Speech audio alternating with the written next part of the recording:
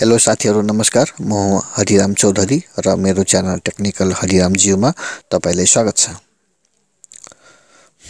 साथीहरु आज म एक नयाँ tutorial easy computer learning chance at home अर्थात घरमै सजिलै कम्प्युटर सिक्ने मौका लिएर आएको छु।